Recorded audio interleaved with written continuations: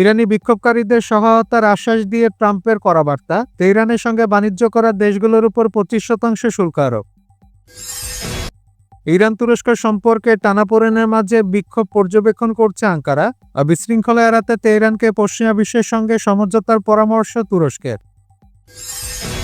তীব্র বিক্ষোভ ও বিদেশি চাপ সত্ত্বেও মজবুত ইরানের নিরাপত্তা কাঠামো, এলিট বাহিনীর আনুগত্যই শাসন ব্যবস্থা টিকিয়ে রাখার মূল শক্তি। শান্তি চুক্তির পরেও গাজায় ইসরায়েলি হামলায় 100 শিশু নিহত, আন্তর্জাতিক ত্রাণ সংস্থাগুলোকে বাধা দেওয়া ইউনিসেফের তীব্র নিন্দা ও ক্ষোভ।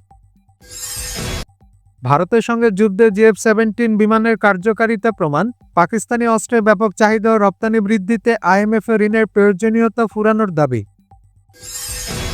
এবং ট্রাম্পের শুল্ক আরোপের ঘোষণায় ইরানের অস্থিরতায় বিশ্ববাজারে জ্বালানি তেলের দামে তীব্র অস্থিরতা, ব্যারেল প্রতি দাম বাড়ল প্রায় $4।